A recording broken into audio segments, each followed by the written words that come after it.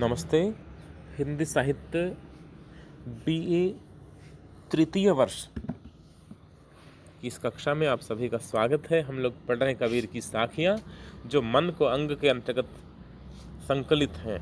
और कवि जहाँ मन को प्रबोधित करने का प्रयास कर रहा है, विभिन्न प्रकार से मन को नियंत्रित करने का, मन को विजित करने का संदेश अपने इन दोहों में, अपनी इन साखियों में दे रहा है। आगे पढ़ते हैं। 25 साखियाँ पढ़ चुके थे, 26वीं साखी आपके सामने। भगति द्वारा साकरा राई 10वीं भाग, मन तो मैंगल होई रहा, क्यों कर सके सभाएं।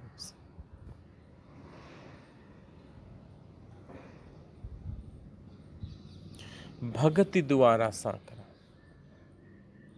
द्वारा यानी द्वार, दरवाजा।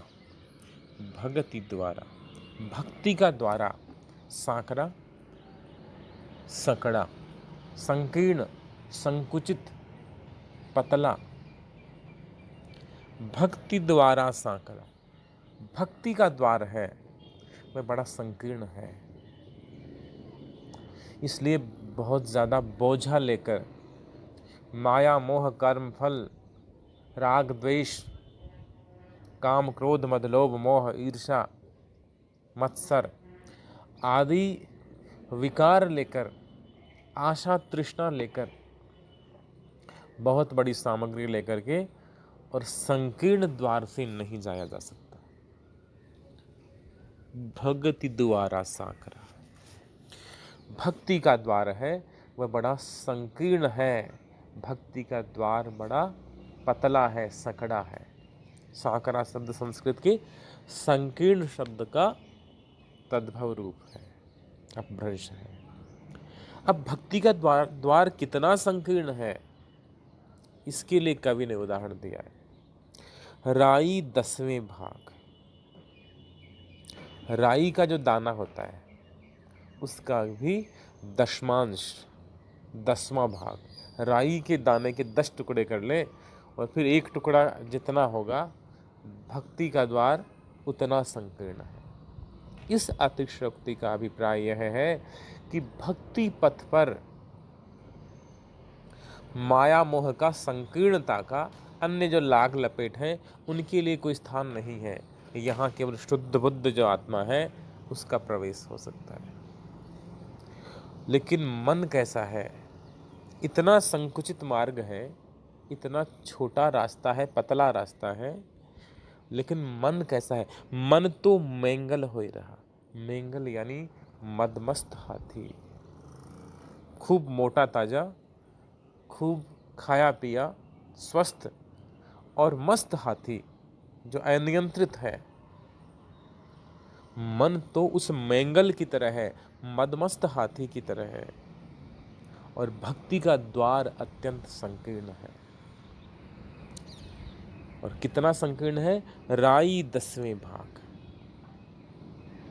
राई के दशमांश की तरह, राई के 10वें हिस्से के जितना संकीर्ण भक्ति द्वार है, भक्ति का दरवाजा। और मन मतवाले हाथी जैसा हो रहा है, क्यों कर सके सभाए मुद्रित है पुस्तक में, ग्रंथावली में, लेकिन वास्तव में यह समाय, समाय यानी समाविष्ट होना, समाना, आना, अटना, प्रविष्ट होना।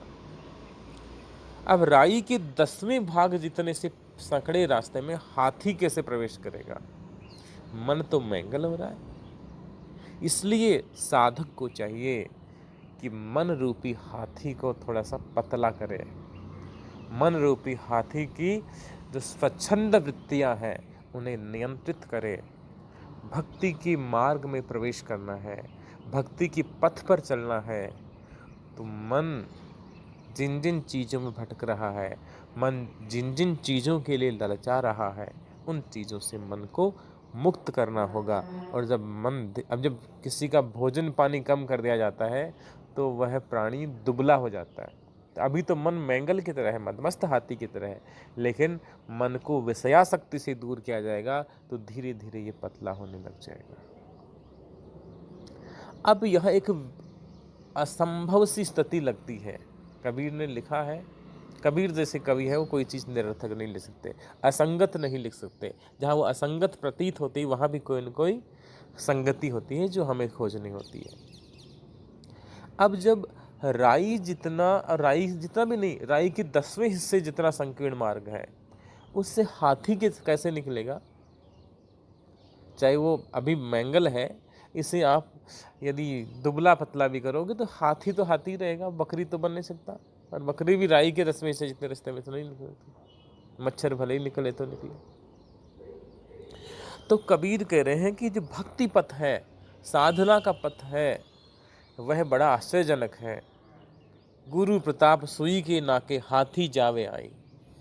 गुरु की कृपा हो जाए, ये जो असंभव काम है ना, वह गुरु कृपा से संभव होता हुआ प्रतीत होगा। प्रतीत क्या होगा, वास्तव में संभव हो जाएगा। गुरु की कृपा हो जाए तो सुई की नोक में, वो सुई का जो छिद्र होता है उसमें भी हाथी है वो आराम से आ जा सकता है। कबीर ये कहना चाहते हैं। अगली साखी है, करता था तो क्यों रहा, अब कर क्यों पछताई, बोवे पेड़ बबूल का, आम कहाँ ते खाए। करता था, कर रहा था, तो क्यों रहा, तो क्यों करता रहा। कर्मों की ओर संकेत है। कबीर कह रहे हैं कि हे साधक, हे जीव, हे आत्मा, हे मेरे मन, जब तू बुरे कर्मों में लगा हुआ था, सांसारिक कर्म कर रहा था, तो मैंने तुम्हें समझाया था, लेकिन तब तूने नहीं समझा, तब तो नहीं माना। करता था तो क्यों रहा, तो फिर क्यों करता रहा। समझाया था ना, चेतावनी दी थी ना, मन को प्रबोधित किया था ना, लेकिन समझा क्यों नहीं। और जब उस समय नहीं समझा तो अब कर क्यों पछताए, तो अब वो कर्म करने के बाद में अब तो पछता क्यों रहा है। अब पछताने की अवस्था क्या कब आती है, जब उन कर्मों का परिणाम आना शुरू होता है, कर्म फल की प्राप्ति होती है। कबीर कह रहे हैं कि करता था तो क्यों रहा, जब तू बुरे कर्मों में फंसा हुआ था, तब उन कर्मों को क्यों करता रहा। यदि उस समय नहीं संभला तो फिर कर्म फल से नहीं भागना चाहिए। अब कर्म करके, अब करी क्यों पछताए, अब क्यों पछता रहा है। ये पछताए शब्द, देखिए मैंने कहा कि हिंदी भाषा के शब्द हैं, वे अधिसंख्य हैं, वे तत्सम शब्दों से बने हैं, संस्कृत भाषा से आया है। संस्कृत में शब्द है पश्चाताप, पश्चात धन ताप, पश्चात यानी बाद में, ताप का मतलब ताप, पीड़ा, संताप, कष्ट। बुरा काम करने के पश्चात, बाद में जो ताप अनुभव होता है, जो संताप अनुभव होता है, जो दुख होता है, पीड़ा होती है, वो पश्चाताप है। उसी से पछतावा शब्द बना है। अब कर क्यों पछताए, अब वो कर्म करने के बाद पछता क्यों रहा है। ये तो सीधी सीधी बात है, ये सीधी लकीर है, ये तो एकदम स्पष्ट बात है कि व्यक्ति जैसे कर्म करता है वैसा उसे फल मिलता है। कबीर ये कहना चाह रहे हैं कि व्यक्ति को कर्म फल मिलेगा, और कर्म फल वैसा ही मिलेगा जैसा कर्म किया है। इसको समझाने के लिए देखिए, संत और भक्त कवि हैं, वे उदाहरण कितने सहज और स्वाभाविक लाते हैं। कर्म का फल अवश्यंभावी है, कर्म फल वैसा ही मिलेगा जैसा कर्म किया है।